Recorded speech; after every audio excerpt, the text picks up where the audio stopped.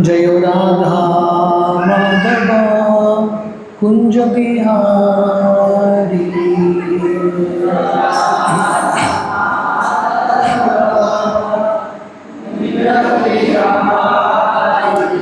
जय राधा माधव कुंज बिहारी।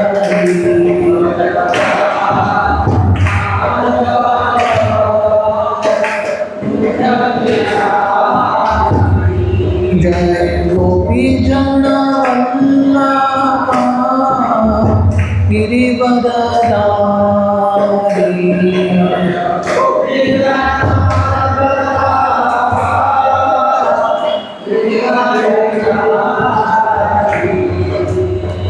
यशोदानंदन व्रज जनरंजना।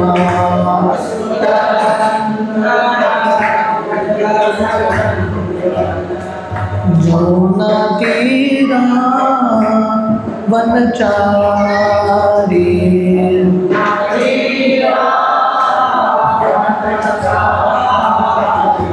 जमुना तीरा वनचारी।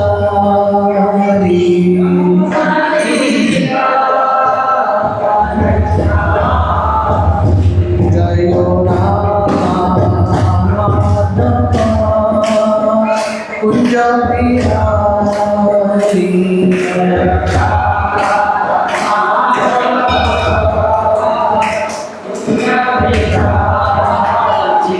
जय गोपी जगन्नाथ गिरिवरधारी।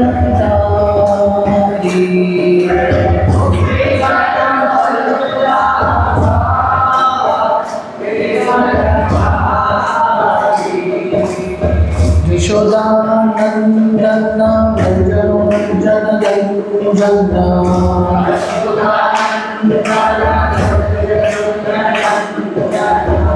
जमुना तीरा वनचारी।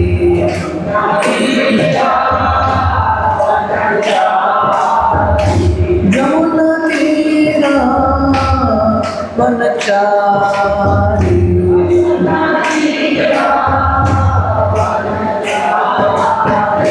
जय राधा माधव कुंज बिहारी।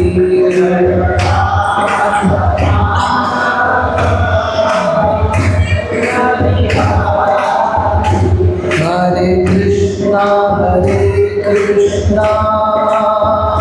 कृष्णा कृष्णा हरे हरे, हरे राम राम राम हरे हरे।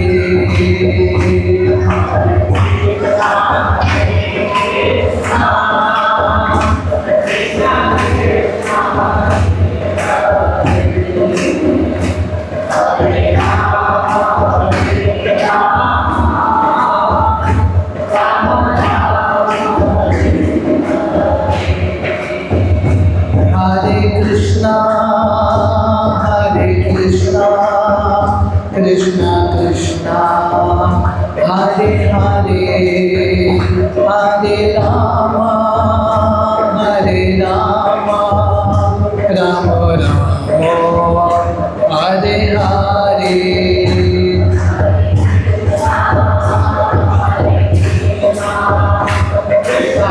जोर से हरे हरे,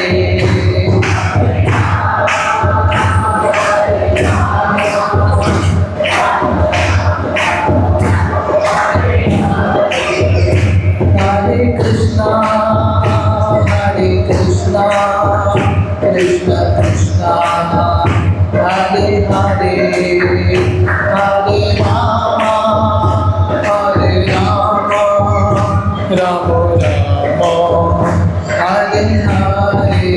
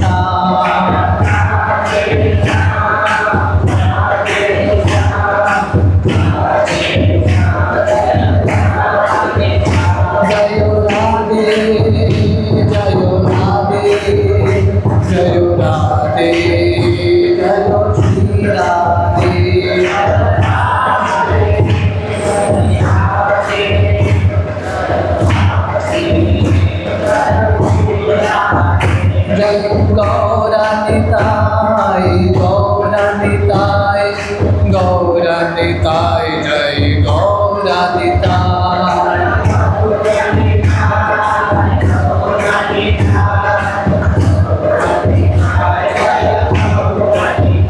जय जय प्रभुपाद प्रभुपाद प्रभुपाद जय जय प्रभुपाद।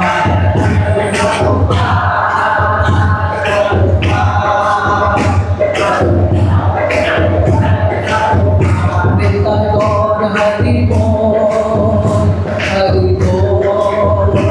हरि बोल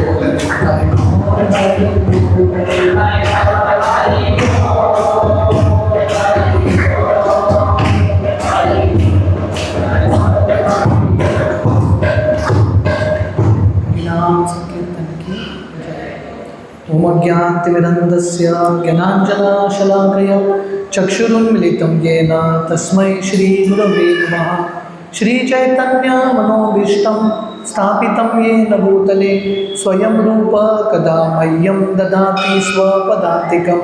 वन्देऽहं श्रीगुरो श्रीयुतः पदकमलं श्रीगुरुन् वैष्णवांश्च श्रीरूपं साग्रजाता सहगना रघुनाथान्वितं तं सजीवं साद्वैतं सावधूतं परिजनासहितं कृष्णचैतन्यदेवं श्रीराधा कृष्णपादान् सहगना ललिता श्रीविशाखान्वितंश्च।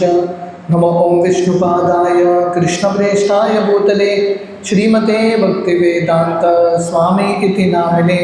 नमस्ते सरस्वती देवे गौरवाणी प्रचारिणे निर्विशेष शून्यवादी पाश्चात्यदेशतारिणे वंचाकल्पतरुभ्यश्च कृपा सिन्धुभ्येव च पतितानां पावनेभ्यो वैष्णवेभ्यो नमो नमः।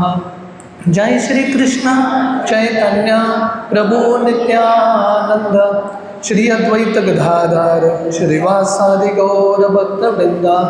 हरे कृष्णा कृष्णा हरे हरे हरे राम राम राम हरे हरे। हरे कृष्ण।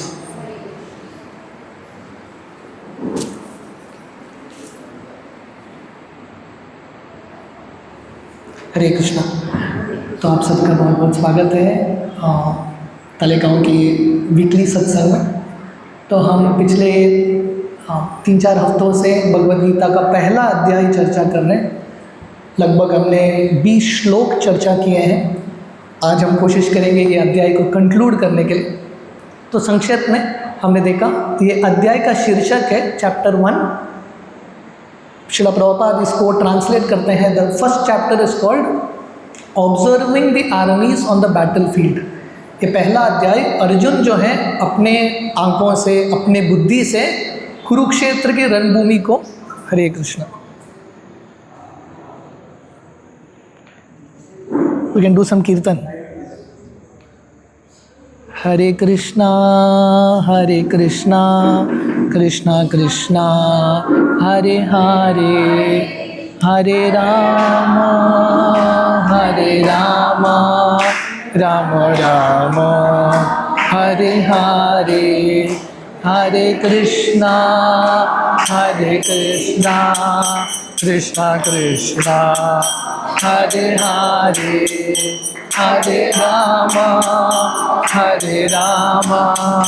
राम राम हरे हरे कृष्णा कृष्णा कृष्णा हरे हरे हरे राम राम राम हरे हरे हरे कृष्णा कृष्णा कृष्णा हरे हरे हरे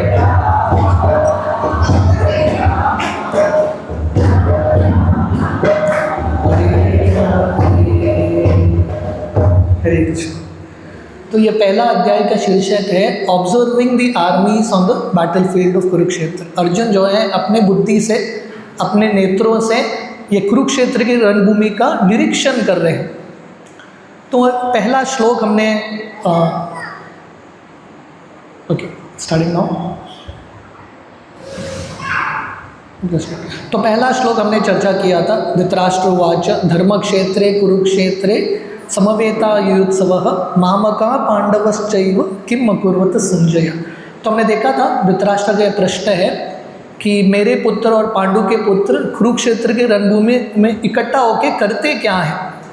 तो बेसिकली हमने देखा ये पूरे झगड़ा का कारण मामका पांडवश्चैव, जब मन में मैं और तुम्हारा ये भेदभाव होता है वहाँ से संघर्ष, कलह या झगड़ा शुरू होता है। तो हमने विस्तार से ये श्लोक के बारे में चर्चा किया। उसके बाद हमने देखा कि कैसे ये गीता के ये पहले अध्याय के पहले थोड़े श्लोक दुर्योधन और धृतराष्ट्र के माइंडसेट को दर्शाता है। बाप बेटे का ये कॉम्बिनेशन है कि नहीं।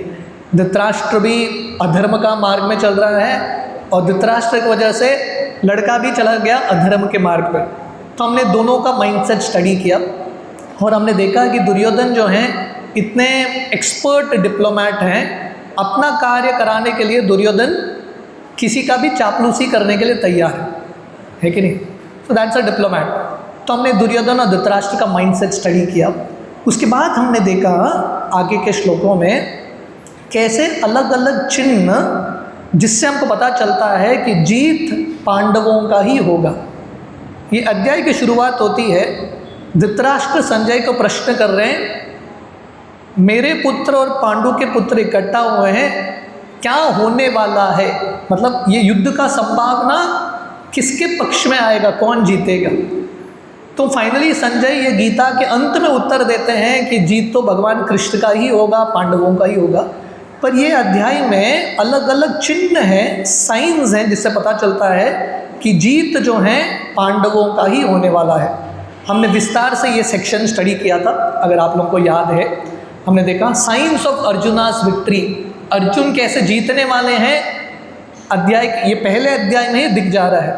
पहला, क्यों अर्जुन और पांडव जीतने वाले हैं, क्योंकि उनके पक्ष में कौन है, कृष्ण। हाँ, तो जीत किसका होता है, जिसके पक्ष में कृष्ण है, जीत उन्हीं का होता है। तो गीता महाभारत का ये सरल संदेश है। हमारे शास्त्र जो है, मैसेज बहुत कॉम्प्लिकेटेड नहीं है, मैसेज बहुत सिंपल है। सिंपल मैसेज क्या है, अगर आपको सक्सेसफुल बनना है, कृष्ण को आपकी ज़िंदगी में लेके आइए, कृष्ण को प्राधान्य स्थान दीजिए, बस। The message is very very simple. तो ये पहला चिन्ह है, क्यों जीत पांडवों का होगा। दूसरा हमने देखा सिर्फ भगवान कृष्ण ही उपस्थित नहीं है, लक्ष्मी देवी भी वहाँ पे उपस्थित है। इसलिए भगवान कृष्ण का एक नाम है माधव। माधव का अर्थ क्या है, लक्ष्मी के पति। जहाँ पे कृष्ण है वहाँ पे लक्ष्मी है, जहाँ पे विष्णु है वहाँ पे लक्ष्मी है। और लक्ष्मी मतलब धन, सफलता, यश, सब कुछ। सबको लक्ष्मी चाहिए कि नहीं चाहिए, लक्ष्मी चाहिए कि नहीं चाहिए घर में। जो ना बोल नहीं रहे ज़ोर से, हाँ, उनको भी चाहिए, है कि नहीं, सबको चाहिए घर में लक्ष्मी। तो लक्ष्मी का एक नाम है चंचल। लक्ष्मी का एक नाम क्या है, चंचल। चंचल का अर्थ क्या है, लक्ष्मी एक स्थान पे ज़्यादा देर रुकती नहीं है, पर एक स्थान पे लक्ष्मी हमेशा रुकती है। जहाँ पे कृष्ण है, विट्ठल है, नारायण है, वहाँ पे लक्ष्मी निवास करती है। तो अगर आप चाहते हो कि आपके घर में सुख हो, समृद्धि हो, तो भगवान कृष्ण को प्राधान्य स्थान देना बहुत इंपॉर्टेंट है। Second point. थर्ड थिंग हमने देखा, अर्जुन का जो रथ है वो भी एक बहुत स्पेशल रथ है। वो रथ भी किसने दिया, अग्निदेव ने अर्जुन को दिया है। हमने चर्चा किया था अर्जुन का ये एक रथ, 18 दिन के ये युद्ध में अर्जुन ने रथ एक बार भी चेंज नहीं किया, बाकी सब योद्धाओं को चेंज करना पड़ा। अर्जुन का ये रथ भी बहुत स्पेशल। उसके साथ साथ चौथा चिन्ह, अर्जुन के रथ में जो घोड़े हैं, 5 घोड़े, ये भी एक गंधर्व चित्र रथ ने दिया है। तो कहने का अर्थ है अर्जुन का ये जो रथ है वो बहुत ही भारी रथ है। कृष्ण भगवान है, लक्ष्मी है, अर्जुन है, गांडीव है, रथ अग्निदेव ने दिया है। ये रथ में घोड़े भी किसी देवता ने दिए हैं। उसके साथ साथ हमने देखा कपिध्वजः, 7th पॉइंट, अर्जुन के रथ के ऊपर कौन सा झंडा है, हनुमान जी का झंडा है।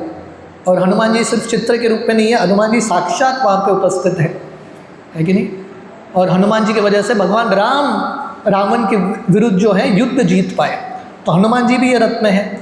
और उसके साथ साथ कृष्ण भगवान और अर्जुन ने जब शंख बजाया, गीता के श्लोक में वर्णन क्या आता है, दिव्यो शंको प्रदत्मतो, अर्जुन और भगवान कृष्ण के शंख को दिव्य बोला गया है।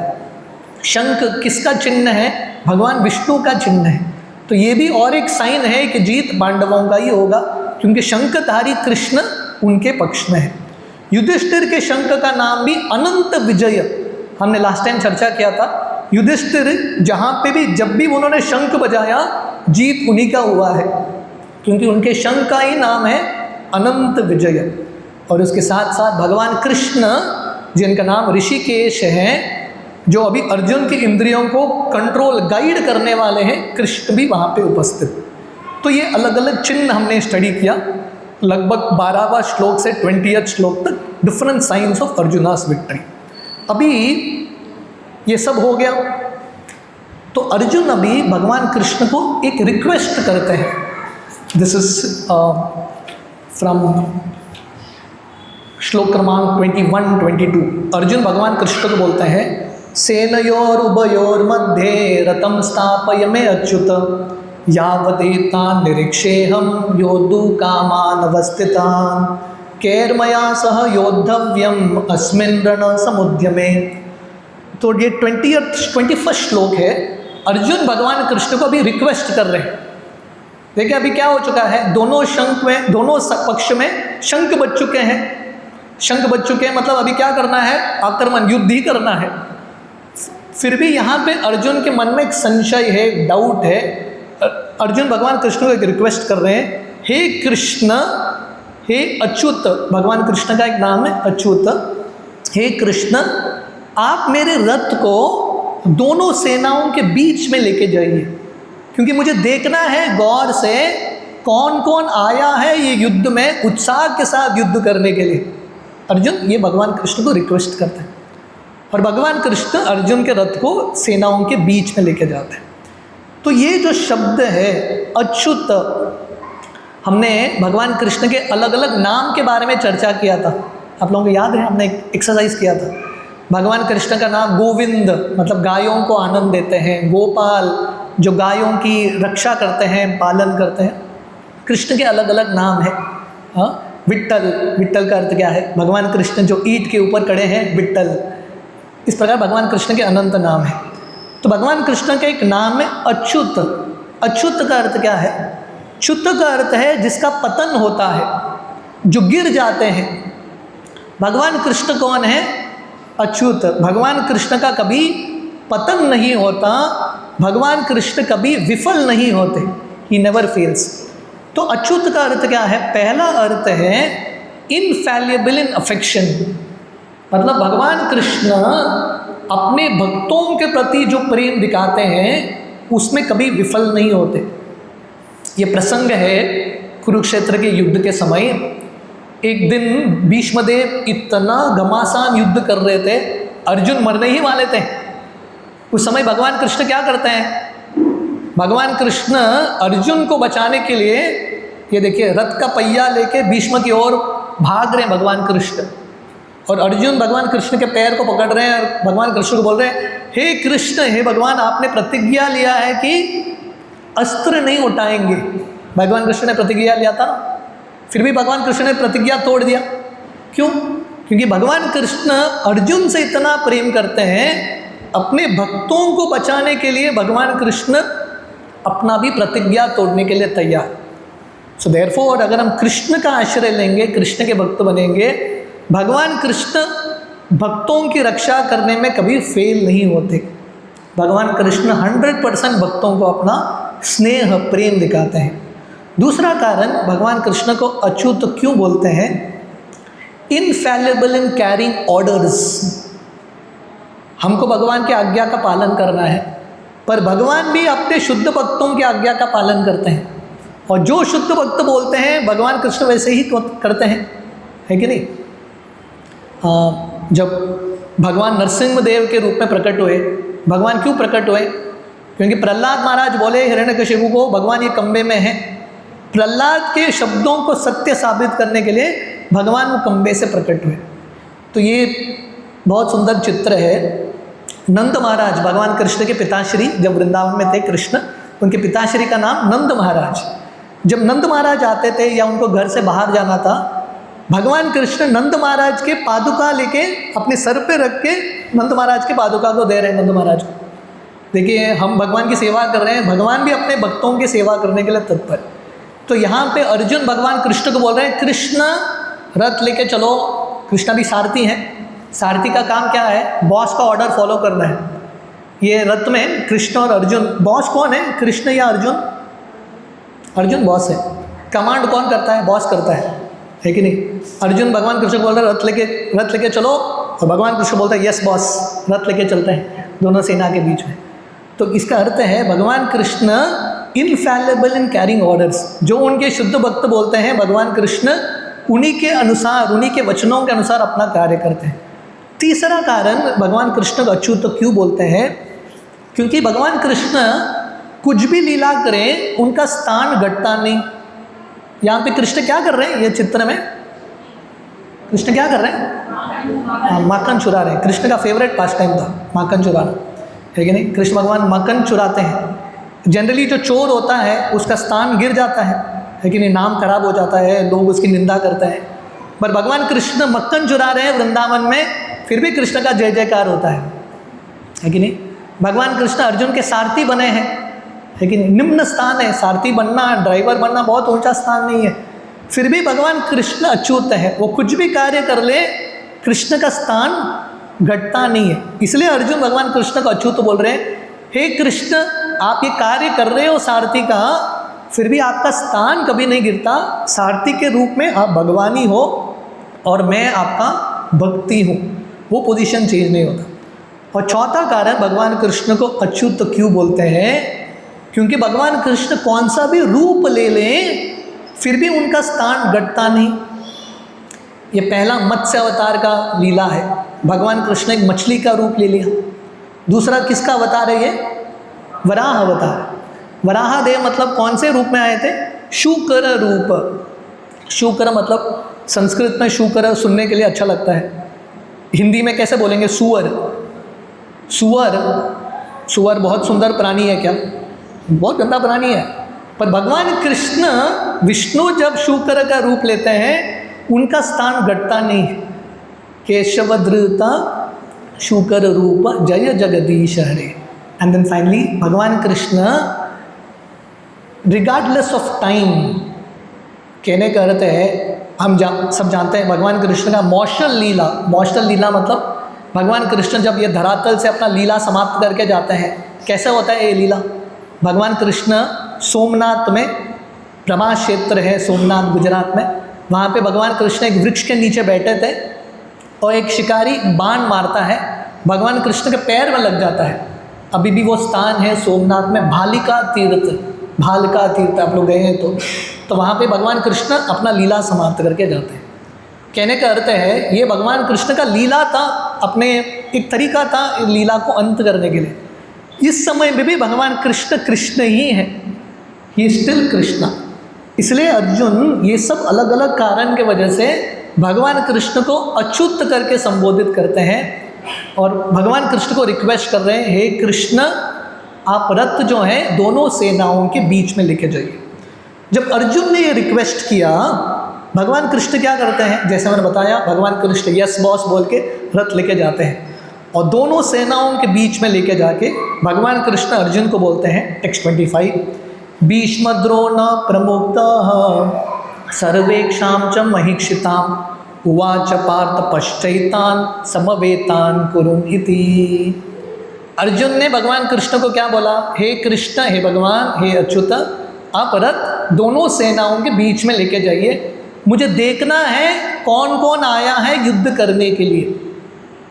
पर भगवान कृष्ण ऋषिकेश हैं।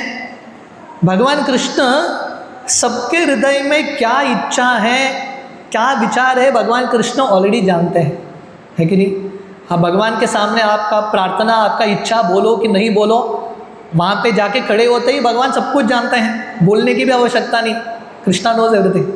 तो भगवान कृष्ण समझ गए अर्जुन का सबसे बड़ा वीकनेस, अर्जुन ये युद्ध करने में थोड़ा संकोचित हो रहे थे, किसके वजह से? दो लोगों की वजह से। ये दो लोग कौन हैं? भीष्म और द्रोण। बाकी सब ठीक था अर्जुन के लिए, दुर्योधन को मारना ये सब ओके था। अर्जुन को ये बहुत प्रॉब्लम हो रहा था, मुझे भीष्म और द्रोण के विरुद्ध युद्ध करना है। भीष्मदेव जिन्होंने पांडवों को पिता के रूप में, दादाजी के रूप में, प्रैक्टिकली सब चीज़ सब लोगों के रूप में प्रेम दिया है, ऐसे भीष्म को मारना है।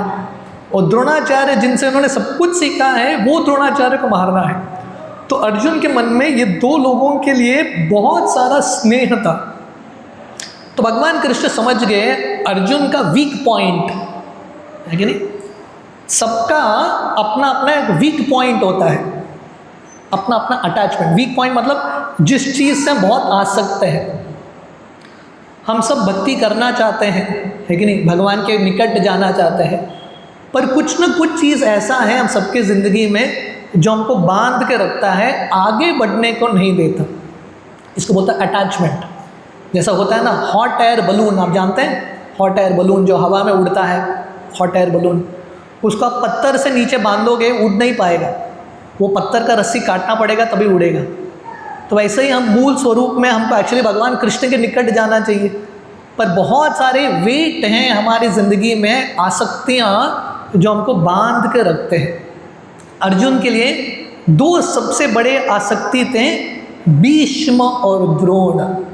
भीष्म किनको रिप्रेजेंट करते हैं? भीष्म रिप्रेजेंट्स फैमिली अटैचमेंट्स, परिवार का आसक्ति, परिवार का आसक्ति। अब बोलेंगे प्रभु जी परिवार की आसक्ति में प्रॉब्लम क्या है? परिवार से तो आसक्त होना है, यस परिवार से आसक्त होना है, पर परिवार जब आके कृष्ण भक्ति में बाधा लाता है तभी प्रश्न उठता है।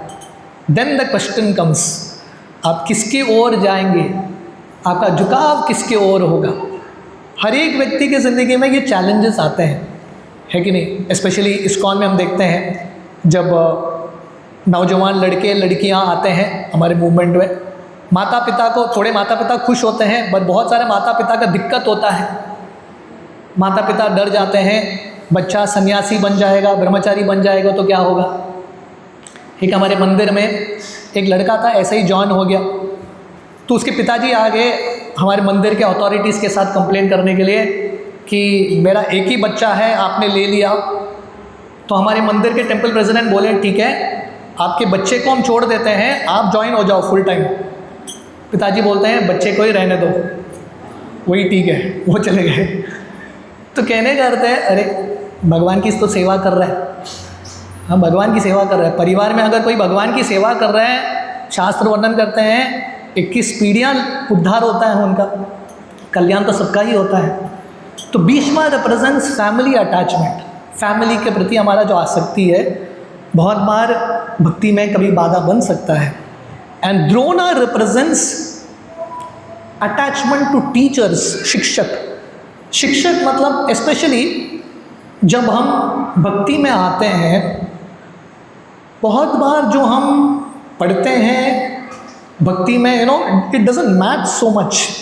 जैसे मैं एक सिंपल उदाहरण देता हूँ, साइंस के हिसाब से पूरा सृष्टि एक बड़ा विस्फोट के साथ हुआ है, बिग बैंग थियरी, यही साइंस में पढ़ते हैं, we are reading all this in science. पर अगर आप उस पर विश्वास करोगे, कृष्ण पे विश्वास नहीं कर सकते, क्योंकि शास्त्र बहुत क्लियर है सृष्टि भगवान से आता है। तो अभी now it is a question, where is your faith more incline to. तो कहने का अर्थ है these are all internal challenges. हम किस पे हमारा विश्वास रखते हैं, भगवान कृष्ण के सिद्धांत पे, किसी और पे। तो भगवान कृष्ण सिंपल, इसका एसेंस है हर एक व्यक्ति की ज़िंदगी में कुछ न कुछ टेस्ट होता है।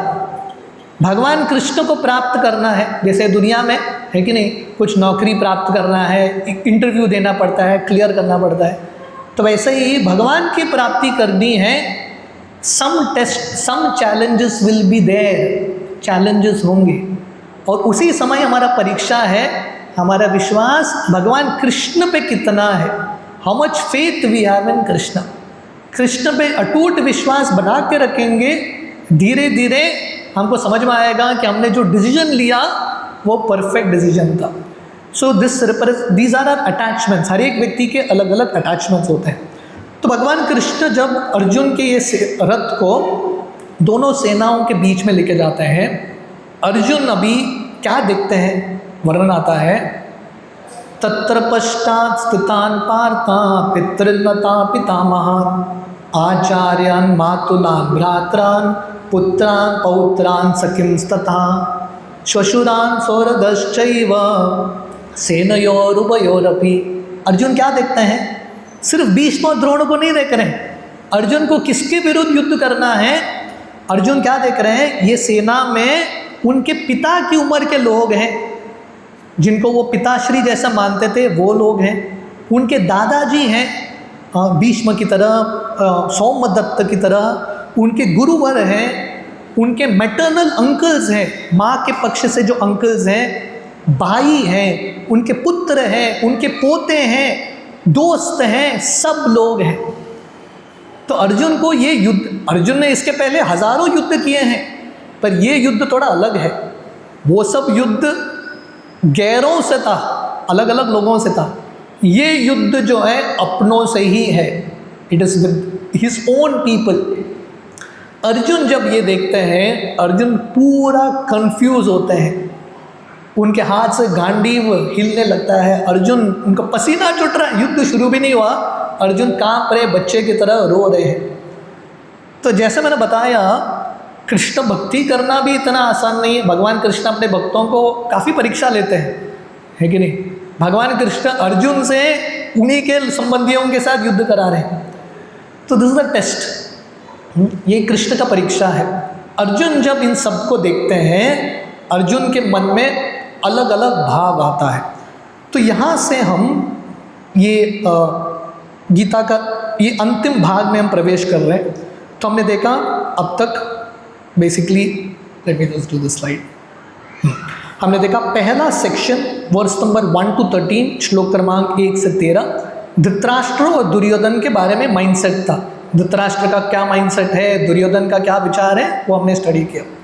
टेक्स्ट 14 हमने देखा, पहले बार भगवान कृष्ण का एंट्री होता है गीता में, और कृष्ण भगवान का एंट्री कैसा होता है? अर्जुन के सारथी के रूप में। हमने ये डिस्कस किया था। इससे भगवान कृष्ण बता रहे हैं कि सबसे बड़ा आनंद है भगवान कृष्ण के लिए भी सेवा का आनंद, सेवा का भाव रखना। उसके बाद 14 to 20 जो हमने डिस्कस किया, वो जो स्लाइड मैंने दिखाया, अर्जुन कैसे जीतने वाले हैं, उसके अलग अलग चिन्ह। नाउ ये लास्ट सेक्शन है वर्स 27 to 46 अध्याय के अंत तक। अर्जुन कैसे कंप्लीटली कंफ्यूज्ड होते हैं, विचलित होते हैं, भ्रमित होते हैं, और अर्जुन को समझ में नहीं आता क्या करना है। तो यहाँ से टेक्स्ट 27 से अर्जुन जो है 4 कारण देते हैं वो क्यों युद्ध नहीं करना चाहते। भगवान कृष्ण अर्जुन को बोल रहे हैं युद्ध करो, अर्जुन भगवान कृष्ण को बोल रहे हैं युद्ध नहीं करूँगा। क्यों? 4 कारण।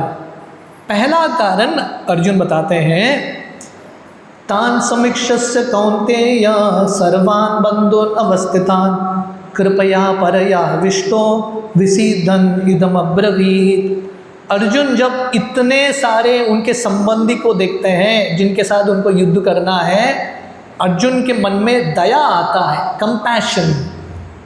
क्योंकि भगवान के शुद्ध भक्त हैं, वो दूसरों, अपने स्वार्थ के लिए दूसरों के प्रति हिंसा नहीं करना चाहते। ये शुद्ध भक्त का लक्षण है। प्रभुपाद बहुत बार बताते हैं कि हमको गीता में प्रवेश करना है। अब तक भगवान कृष्ण ने एक भी श्लोक बोला नहीं। भगवान कृष्ण का जो गीता है दूसरे अध्याय से शुरू होता है, लेकिन पहले अध्याय में सिर्फ अर्जुन ही बता रहे हैं। पर ये पहले अध्याय में अर्जुन हमको सिखा रहे हैं कि गीता में अगर हमको प्रवेश करना है या आध्यात्मिक मार्ग में हमको प्रवेश करना है, मार्ग पर चलना है, पहला गुण हमारी ज़िंदगी में होना चाहिए दया भाव, कंपैशन। दूसरों के प्रति दया नहीं है तो भगवान कृष्ण का दया हमारे ऊपर कैसा आएगा। हम भगवान के पास आते हैं, भगवान के मंदिर में, और भगवान से प्रार्थना करते हैं, भगवान हमारे ऊपर थोड़ा दया दिखाना, कृपा दिखाना। पर हम दूसरों के ऊपर दया नहीं दिखाएंगे, भगवान हमारे ऊपर क्यों दया दिखाएंगे। तो पहला लक्षण है भक्त का कंपैशन। मतलब हृदय कोमल होना चाहिए। अभी हम सबका हृदय, पता नहीं आप लोगों का हृदय, पर मेरा तो हृदय बहुत कठोर है कि नहीं? धीरे धीरे हमको हमारे हृदय कोमल बनाना है। और कोमल हृदय का लक्षण क्या है? जब वो दूसरों के कष्ट को देखता है उसके आंखों से अश्रु आता है कि नहीं? So that is a soft heart. तो स्पिरिचुअल लाइफ में प्रोग्रेस कर रहे हैं, उसका अर्थ क्या है? हमारे हृदय कोमल बनना चाहिए। हमेशा हम हमारे दुख के बारे में सोच के रोते रहते हैं, वो तो ज़िंदगी भर करते हैं हम, पर जैसा हम प्रगति करते हैं स्पिरिचुअल लाइफ में, हमको दूसरों के दुख के बारे में सोच के रोना चाहिए। We should think about the suffering of others. और अर्जुन, उनके हृदय में इतना दया है, किसके प्रति? शत्रुओं के प्रति भी दया है। जिनके साथ अर्जुन युद्ध कर रहे हैं उनके दोस्त नहीं हैं, उनके शत्रु हैं, फिर भी अर्जुन को उनके प्रति दया है। हमको तो हमारे दोस्तों के प्रति भी दया नहीं, शत्रुओं के प्रति दया दूर की बात, पर अर्जुन का ये स्थान है, ये स्टैंडर्ड है, शत्रुओं के प्रति भी दया। भक्ति सिद्धांत सरस्वती ठाकुर बताते थे, we should think about the highest good for the worst enemy. हमारे जो सबसे जो कठोर शत्रु हैं उनके प्रति भी ऊंचा विचार रखना, उनके हित के बारे में विचार करना, प्रार्थना करना, ये प्रगतिशील व्यक्ति का लक्षण है। तो अर्जुन दूसरों के बारे में सोच रहे। ये दुनिया में जैसा मैंने बताया, हम ये भौतिक दुनिया का रूल बहुत सिंपल है, इट्स ऑल अबाउट मी। दुनिया में हम जो करते हैं किसके लिए करते हैं? मेरे लिए करते हैं। वी डू फॉर आवरसेल्व्स, और मेरे लिए और मेरे जनों के लिए करते हैं। हिंदी में शास्त्र बताते हैं, ये दो चीज़ हमारे सब दुख का जड़ है। यह संसार में क्यों फंसे रहते हैं? ये दो शब्द, मैं और मेरा, अहम ममेति। मैं सबसे इम्पॉर्टेंट और मेरा जो चीज़ है उसकी रक्षा करना। दूसरों के बारे में हम सोचते ही नहीं। So this is the problem. Arjun जो है मैं और मेरा नहीं कर रहे हैं, अर्जुन दूसरों के बारे में सोच रहे हैं। तो ये फर्स्ट क्वालिटी है, जैसे मैंने बताया, ये गुण उत्पन्न करना। और ये गुण कब आएंगे? ये जो सद्गुण है, जब हम कृष्ण के भक्त बनेंगे ऑटोमेटिकली सद्गुण आएंगे। यशास्ति भक्तिर भगवती अकिंचन सर्वैर्गुणैस्तत्र समासते सुरा हरव भक्तस्य कुतो महद्गुणा मनोरथे नास्ति धावतो बहि। ये भागवतम का श्लोक है। जो कृष्ण के भक्त हैं उनके अंदर ऑटोमेटिकली अच्छे गुण होते हैं। हम विट्ठल के मंदिर में बैठे हैं। तुकाराम महाराज जब देहू में थे और तुकाराम महाराज विट्ठल भगवान के मंदिर में जाके भक्ति करते थे, कीर्तन करते थे, तो एक व्यक्ति था, जो एक ब्राह्मण थे, जो तुकाराम महाराज के मंदिर के पीछे ही रहते थे, और मामबाजी इसका नाम था। तुकाराम महाराज से वो बहुत ईर्ष्या करते थे, क्योंकि तुकाराम महाराज इतने प्रसिद्ध हो गए, सब लोग तुकाराम के कीर्तन में जा रहे हैं, ये मामबाजी जब कीर्तन करता था कोई नहीं आता था। तो उसने क्या किया, पूरे मंदिर के परिक्रमा मार्ग में उसने कांटे के वृक्ष डाल दिए, और उसका आइडिया था कि शाम को जब लोग आएंगे उनके पैर में कांटे लगेंगे और कोई आएगा ही नहीं तुकाराम के कीर्तन में। तो तुकाराम महाराज सबके पहले पहुँचे, वो मंदिर की सफाई कर रहे थे, वो कांटे के वृक्षों निकाल रहे थे। ये मामबाजी जब देखता है, वो आता है, वो कांटे के वृक्ष को लेके तुकाराम के ऊपर इतना मारते हैं, इतना मारते हैं, तुकाराम के पीठ से पूरा खून निकल रहा है। पर तुकाराम महाराज भगवान कृष्ण का नाम, विट्ठल का नाम का स्मरण कर रहे हैं, और वो परिस्थिति में भी, मतलब पूरे शरीर में खून निकल रहा है, इतने पीड़ा में है, वो परिस्थिति में भी तुकाराम ने कीर्तन किया, प्रवचन दिया, कीर्तन दिया बहुत उत्साह के साथ। और तुकाराम ने देखा सब लोग आ गए, ये मामबाजी नहीं आया, तो तुकाराम किसी को भेजते हैं, जाके देखो उसका क्या हो गया। और क्योंकि इसने तुकाराम के प्रति अपराध कर दिया, उसके पूरे शरीर में जलन हो रहा है, पूरे शरीर में दर्द हो रहा है। अगर हम तुकाराम के स्थान में होते थे, हम बोलते थे बहुत अच्छा हो गया, है कि नहीं, तुमने मुझसे पंगा लिया, देखो क्या किया भगवान विट्ठल ने। पर तुकाराम, उनके हृदय में इतना करुणा था, तुकाराम मामबाजी के घर में जाते हैं और अपने हाथ से पूरे उसके शरीर का मालिश करते हैं, और तुकाराम बोलते हैं मेरे वजह से आपको कष्ट हुआ, मुझे आप माफ़ करो। ये तुकाराम का भाव है।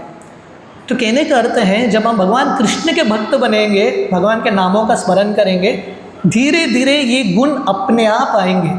दया का भाव, करुणा का भाव, प्रेम का भाव, नम्रता, ये सब जो अच्छे गुण हैं धीरे धीरे आएंगे। तो इसके बाद अर्जुन जो है इतने कंफ्यूज होते हैं, मतलब अभी उनको द्रोण को मारना है, भीष्म को मारना है, अर्जुन इतने विचलित होते हैं, वो भगवान कृष्ण को बोलते हैं, अर्जुन उवाच दृष्ट्वे मां स्वजन कृष्ण युयुत्सुं समुपस्थितं सीदन्ति मम गात्राणि मुखं च परिशुष्यति। अर्जुन ये सब लोगों को देख के, उनकी परिस्थिति को देख के अर्जुन का पसीना छूट रहा है। कभी कभी होता है ना, हाँ, हमारे लिए कुरुक्षेत्र का रणभूमि नहीं है, बट स्टूडेंट जब एग्ज़ाम में जाते हैं और पेपर देखते हैं, बहुत बार ऐसा परिस्थिति होता है उनका, स्टूडेंट्स का पसीना छूट जाता है, हाथ मुंह सूख जाते हैं, शरीर कांपने लगता है। वेपुतश्च शरीर में रोमश्च जायते गांडीव संसते हस्ता त्वचैव परिदध्यते। अर्जुन भगवान कृष्ण को बोल रहे हैं, हे कृष्ण मेरे हाथ पैर कांप रहे हैं, गांडीव मेरे हाथ से फिसल के गिर रहा है। ये अर्जुन जो गांडीवधारी हैं, युद्ध शुरू भी नहीं हुआ, कोई आया भी नहीं आक्रमण करने के लिए, अपने आप गांडीव उनके हाथ से गिर रहे। तो कहने का अर्थ है, आप कितने भी दिग्गज योद्धा हो, हर एक व्यक्ति की ज़िंदगी में ऐसा एक परिस्थिति आएगा जब व्यक्ति ब्रेक डाउन होगा। अर्जुन यहाँ पे उनका क्या हाल हो रहा है, इस ब्रेकिंग डाउन, अर्जुन स्ट्रेस में, डिप्रेशन में जा रहे हैं। आधुनिक समाज का, अभी के समय का सबसे बड़ा प्रॉब्लम है डिप्रेशन, स्ट्रेस, डिप्रेशन। क्यों? क्योंकि जब ऐसा सामने एक परिस्थिति आता है जो आपके कंट्रोल के बाहर है, व्यक्ति कांपने लगता है, डिप्रेशन में जाता है। अर्जुन, उनका भी ये हाल हो गया, वो भी 5000 साल पहले। कलयुग में तो हमारा हाल बहुत ही बेहाल है कि नहीं? इसके लिए हमको तैयार होना है।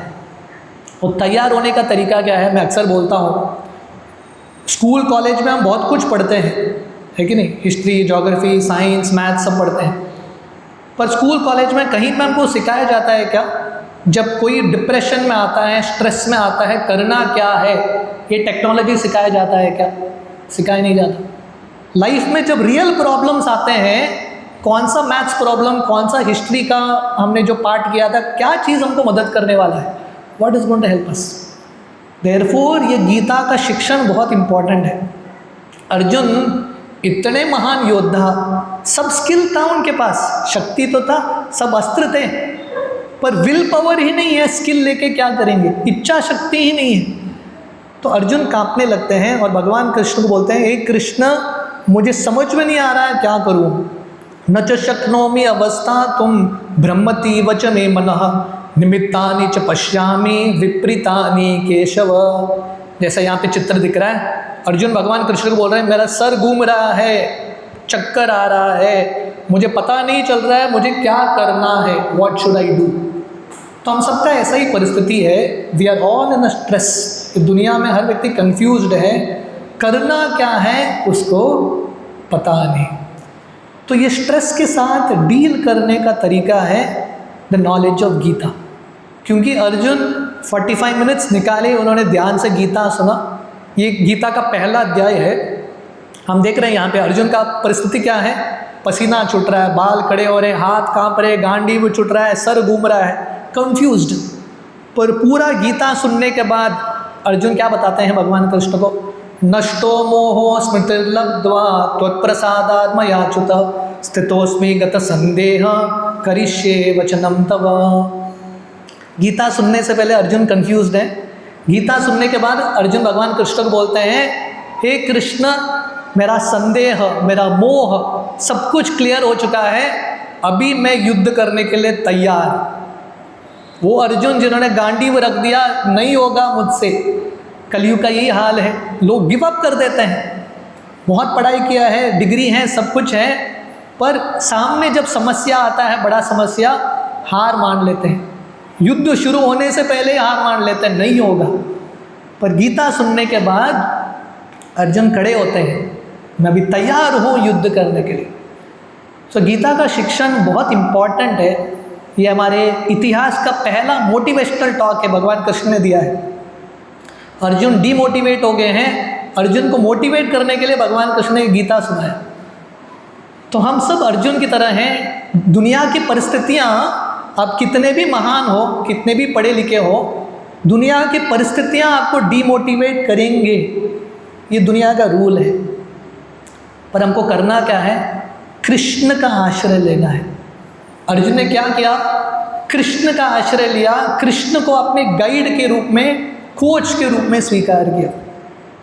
तो हमको हमारे दुनिया की समस्याओं को उससे संघर्ष करके सफल होना है। हम सबको एक गुरु की आवश्यकता है, ऐसे कोच की आवश्यकता है जो हमको सही मार्ग दे। तो ये पहला कारण अर्जुन बताते हैं कृष्ण को, वो क्यों युद्ध नहीं करना चाहते। What is the first reason? Compassion. Arjun भगवान कृष्ण को बोलते हैं दया भक्त का लक्षण है, दया। मैं युद्ध नहीं कर सकता, दूसरों को मार नहीं सकता मेरे वजह से। दूसरा कारण अर्जुन बताते हैं, टेक्स्ट 32, किम नो राजेन गोविंद किम भोगैर्जीवितेन वा येषां वर्ते कांक्षितं नो राजन भोगान सुखानि च। दूसरा कारण अर्जुन भगवान कृष्ण को बोलते हैं, हे कृष्ण, हे गोविंद, क्या फ़ायदा अगर मैं जीत भी गया, मेरे सब लोग मर जाएंगे, किसके लिए मैं एंजॉय करूँगा? आप इमेजिन करो, पूरी दुनिया के मालिक आप ही हो, है कि नहीं? पूरा दुनिया आपका ही है, पर एक ही प्रॉब्लम है, पूरी दुनिया में आप ही हो और कोई नहीं है। एंजॉय कर सकते हो क्या? किसके साथ एंजॉय करोगे? एंजॉय करने के लिए लोग तो चाहिए, है कि नहीं? हम नया गाड़ी खरीदते हैं, मज़ा कब आता है नया गाड़ी खरीदने में?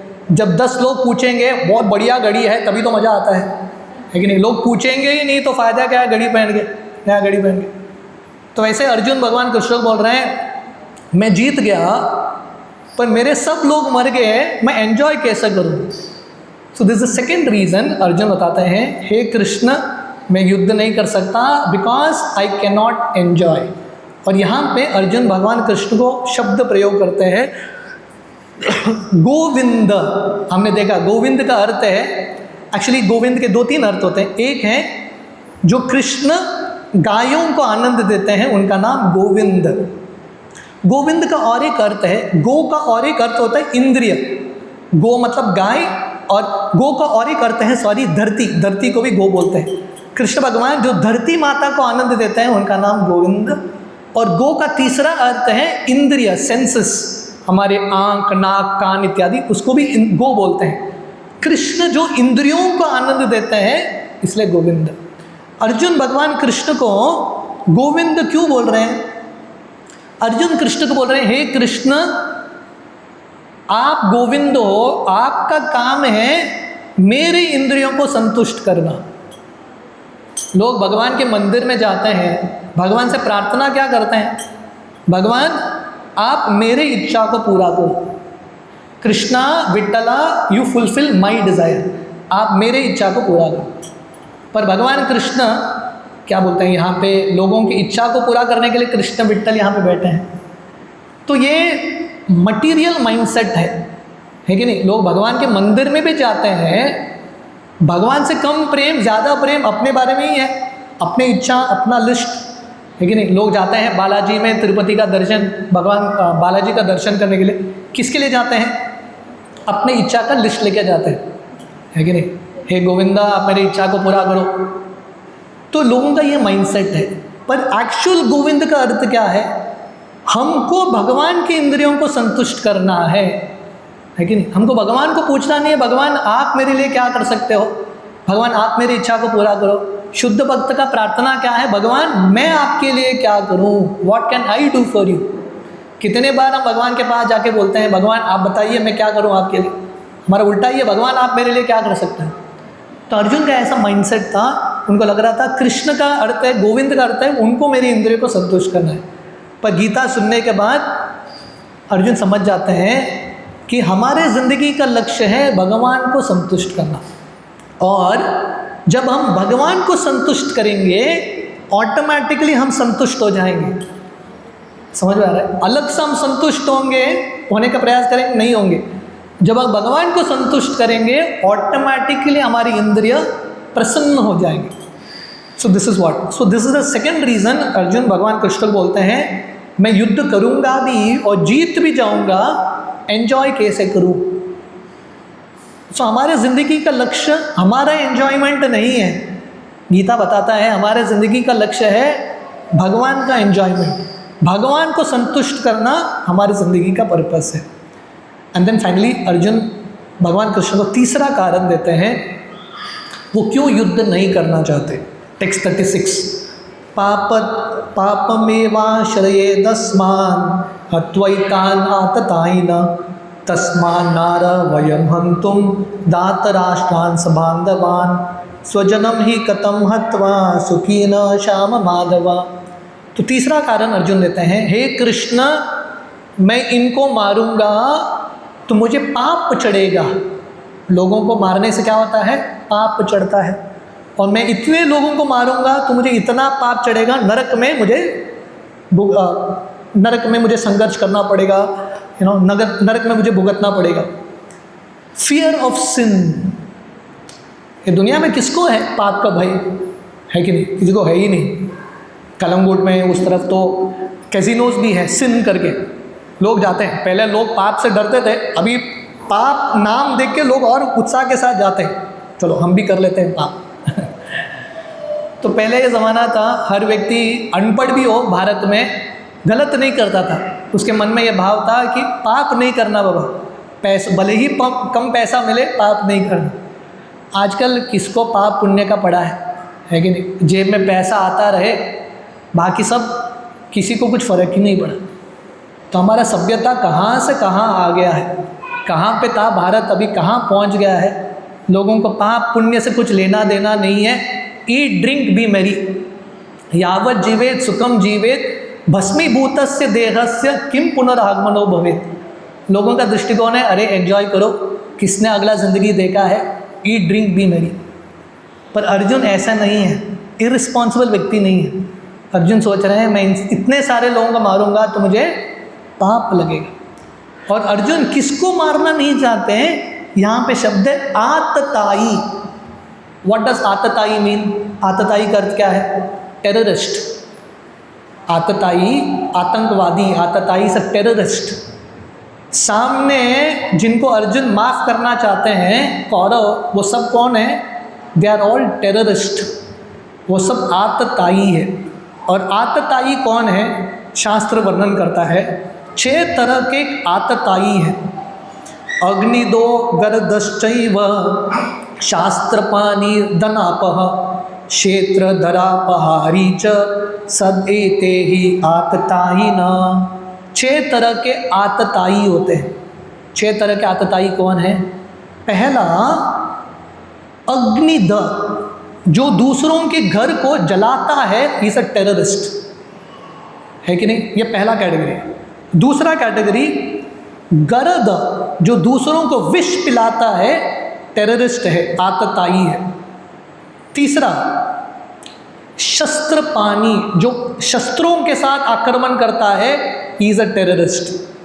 चौथा दनापह, जो आपके धन को चुरा के भाग के लेके जाता है, इज अ टेररिस्ट, एग्रेसर। पांचवा क्षेत्र अपहरी, जो आपके प्रॉपर्टी को स्टील करता है। और छठा धारापहारी, जो पत्नी को चुरा के लेके जाता है, ही इज ऑल्सो टेररिस्ट। और शास्त्र के अनुसार इन टेररिस्ट को तुरंत दंड देना है, बहुत बार मृत्यु दंड, स्ट्रेट। पर इंटरेस्टिंग चीज़ क्या पता है? इन एक व्यक्ति ने इन 6 में से एक चीज़ भी किया तो उसको बहुत कड़क दंड मिलना चाहिए। कौरवों ने एक नहीं 6 चीज़ कर दिया पांडवों के साथ। Let's go in the list again, है कि नहीं? जब पांडव छोटे बच्चे थे, उस समय इनको वारणा व्रत में जिंदा जलाने का प्रयास किया, अग्निदह, वो भी उन्होंने अपराध कर दिया। जब भीम छोटे बच्चे थे, दुर्योधन ने एक विष का केक भीम को खिलाने का प्रयास किया, विष से भी इनको मारने का प्रयास किया। शस्त्रों से तो बहुत बार इन्होंने आक्रमण करने का प्रयास किया। चौथा चीज़, इनके धन को भी चुरा लिया, द्यूत क्रीड़ा के समय, गैम्बलिंग के समय इनके प्रॉपर्टी को भी चुरा लिया। हस्तिनापुर इनका था, पांडवों का, दुर्योधन ने चुरा लिया। इतना ही नहीं, सबसे बड़ा घोर अपराध द्रौपदी का वस्त्रहरण भरे सभा में। पूरा 6 से 6 अपराध कर दिया कौरवों ने, फिर भी अर्जुन के मन में ये भाव है, अर्जुन बोल रहे हैं माफ करो, छोड़ दो, कुछ भी हो। तो ये अर्जुन की महानता है। अर्जुन पाप के बारे में सोच रहे हैं, उन्होंने पाप किया, मुझे पाप नहीं करना, टिट फॉर टैट मुझे नहीं करना है। अर्जुन बोल रहे हैं माफ करो। This is the third reason. आप लोगों को समझ आया? First was what? कंपैशन, दया की वजह से वो युद्ध नहीं करना चाहते। दूसरा एन्जॉयमेंट, सब लोग मर जाएंगे, मैं किसके साथ एंजॉय करूं। तीसरा फियर ऑफ सिन, पाप का भय। और चौथा, बहुत बुद्धिमान कारण अर्जुन दे रहे हैं। अर्जुन बोल रहे हैं कुरुक्षेत्र के रणभूमि में सब पुरुष ही हैं, स्त्री तो कोई नहीं थी, है कि नहीं? सब स्त्रियां घर में हैं, सब पुरुष यहाँ पे हैं। तो अर्जुन बोल रहे हैं इतने सारे पुरुष मर जाएंगे तो स्त्रियों का रक्षा कौन करेगा? हाँ, इतने सारे लाखों की संख्या में पुरुष मर जाएंगे, स्त्रियों का रक्षा कौन करेगा? स्त्रियों का शोषण होगा।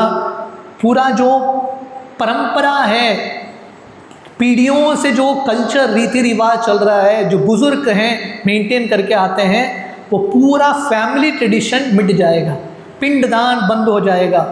इसलिए मुझे ये नहीं करना।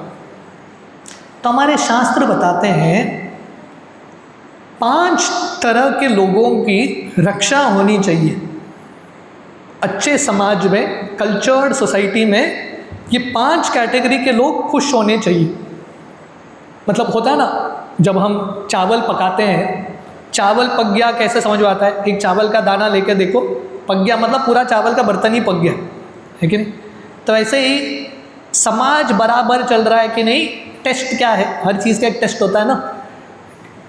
लेबॉर्ट्री में हम टेस्ट करते हैं ना लिटमस पेपर से, ये एसिडिक है, बेसिक है, लाइक दैट। तो समाज ठीक तरह से चल रहा है कि नहीं, उसका टेस्ट क्या है? 5 लोग खुश हैं क्या? ये 5 कैटेगरी के लोग ने सिर्फ सर्टिफिकेट दे दिया हम खुश हैं, मतलब समाज परफेक्ट है। पहला कैटेगरी कौन है? प्रोटेक्शन ऑफ वुमेन, स्त्रियां खुश होने चाहिए, स्त्रियां का रक्षा होनी चाहिए, हाँ, उनका सुरक्षा होना चाहिए। This is the first category. दूसरा, बच्चे, प्रोटेक्शन ऑफ चिल्ड्रन, बच्चों का ख्याल हो रहा है क्या? ख्याल मतलब सिर्फ भौतिक रूप से नहीं, उनको आध्यात्मिक शिक्षण भी मिल रहा है क्या? वैल्यू, संस्कार भी मिल रहे हैं क्या? ये दूसरा। तीसरा, बुजुर्गों का सम्मान हो रहा है क्या? एल्डर्स, पहला उनकी रक्षा हो रही है क्या, उसके बाद उनका सम्मान हो रहा है क्या? चौथा, गायों की रक्षा हो रही है क्या? गाय खुश है क्या? और पांचवा, ब्राह्मण का आशीर्वाद है क्या? ब्राह्मण समाज खुश है क्या? ये 5 थिंग्स, ये 5 लोगों ने सर्टिफिकेट दे दिया, समाज परफेक्ट। आधुनिक समाज में इनमें से 5 लोग सब के सब रो ही रहे। स्त्रियों को तो भरे मात्रा में शोषण होता है, स्त्रियों का सम्मान नहीं। बच्चों का भी एक्सप्लॉयटेशन, एक भौतिक रूप से। आध्यात्मिक संस्कार तो है ही नहीं बच्चों में। गायों के बारे में बोलने की आवश्यकता नहीं, इतना बुरा हाल है गायों का। प्लास्टिक खा रहे हैं रास्ते में। इंडिया नंबर 1 एक्सपोर्टर बीफ का, गाय गोमांस का सबसे नंबर 1 एक्सपोर्टर भारत, जो धर्म का राष्ट्र है। गायों की भी रक्षा नहीं हो रही है। बुजुर्गों को भी डाला जाता है अनाथ आश्रम में। और फाइनली ब्राह्मणों का तो कोई वैल्यू ही नहीं करता। ऐसा समाज जो इन 5 लोगों की रक्षा ही नहीं करता, उनका वैल्यू ही नहीं करता, ऐसा समाज खुश कहाँ होने वाला है? खुश हो ही नहीं सकता, कष्ट भुगतते ही रहेंगे। इसलिए अर्जुन 5000 साल पहले बहुत सावधान है, मुझे मेरे वजह से ये कुल का नाश नहीं होना चाहिए। This is the 4th reason. और 5वां कारण जो एक्चुअली दूसरे अध्याय के शुरुआत में आता है, it is called indecision. Arjun confused है, यस नो मे बी, युद्ध करूं न करूं या 50-50 पता नहीं, लोग कंफ्यूज्ड है। तो अर्जुन पूर्ण तरीके से कंफ्यूज्ड होते हैं। और ये कंफ्यूजन में अर्जुन क्या करते हैं? लास्ट श्लोक का, ये अध्याय का अर्जुन बताते हैं, संजय उवाच एवं उक्त्वा अर्जुन संके रतोपस्थ उपाविशत् विसृज सशरम चापम शोक संविघ्न मानस।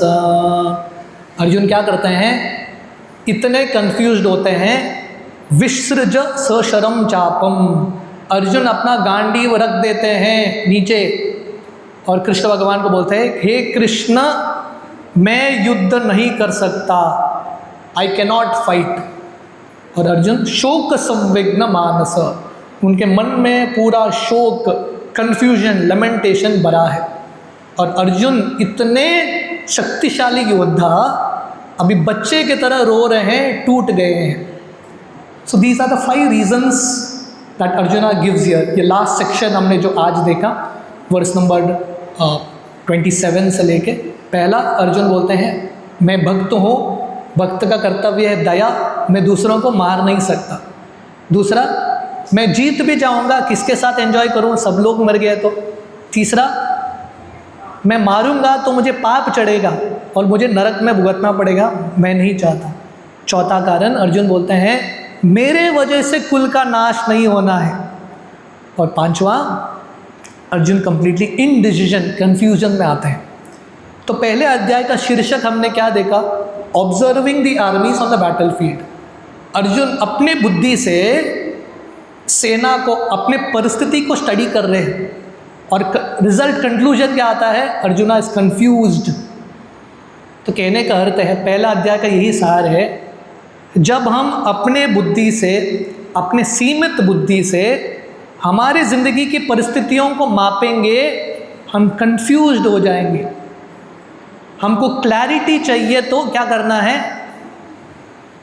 ये गीता का आश्रय लेना है। अपने बुद्धि पे विश्वास नहीं, कृष्ण के बुद्धि पे विश्वास रखना है। जब अर्जुन गीता सुनते हैं देन ही गेट्स क्लैरिटी। सो कहने का अर्थ है, जब हमारे सामने अर्जुन का अपना कुरुक्षेत्र का युद्ध था, हम सबके सामने अपना अपना युद्ध है, अपना अपना चुनौती है। चुनौतियों को फेस करने का तरीका क्या है, कृष्ण के गीता का संदेश में थोड़ा समय इन्वेस्ट करना है कि नहीं। तो ऐसे सत्संग, ऐसा दिखता है कि 1 घंटे सत्संग में मुझे लाभ क्या होगा, लाभ बहुत कुछ होगा, राइट। ज़िंदगी के रियलिटीज़ को हम फेस कर पाएंगे, सही डिसीजंस ले पाएंगे, we will take decisions with lot of clarity. तो ये 5 दिन का हमारा गीता महोत्सव का थोड़ा सा हमने आपको झलक दिया भगवद गीता का। जैसे मैंने पहले दिन भी बताया था, गीता एक, हमने जो बताया अब तक टिप ऑफ द आइसबर्ग। हमने एक्चुअल गीता के विस्तार में नहीं गए, पहले अध्याय किया, पर बहुत सारे अध्याय हैं, बहुत सारे विषय हैं समझने के लिए, चिंतन मनन करने के लिए। तो ये सत्संग रेगुलरली होता रहेगा यहाँ पे हर ट्यूसडे को। बहुत अच्छा लगा कि 5 हफ्ते से आप लोग रेगुलरली आ रहे हैं, पर हमारा इच्छा है कि प्लीज़ कंटिन्यू दिस जर्नी, ये जर्नी को कंटिन्यू करना है कि नहीं। अगर आप लोग कनेक्टेड रहेंगे भगवान कृष्ण के साथ, ये सत्संग के साथ, धीरे धीरे आप लोग बहुत कुछ सीखेंगे, you learn a lot of things, जो सिर्फ जिस बुद्धि के स्तर के लिए नहीं है, आपकी रेगुलर लाइफ में भी आप लागू कर सकते हैं उसको, और you will see that changes आप लोगों के, आपकी ज़िंदगी में आप लोगों को फ़र्क दिखेगा। So please continue on, there are lot of interesting sessions plan for you all. बहुत सारे अदर स्पीकर्स भी आएंगे, आई विल ऑल्सो कम, महीने में 1 बार मैं भी आऊँगा। बट प्लीज़ रिमेन कनेक्टेड रहिए। ये गीता का ज्ञान जो है एक विशाल समुद्र की तरह है, जितने हम गहराई में जाएंगे तभी हम वो मोती को प्राप्त कर सकते हैं। समुद्र में होता है ना वो मोती, ऊपर से ऊपर नहीं मिलेगा, गहराई में जाना पड़ेगा। So please keep coming for this regular satsangs, that is our hope and prayer. ठीक है, किसी का कुछ प्रश्न है? Anyone has any questions, any comments?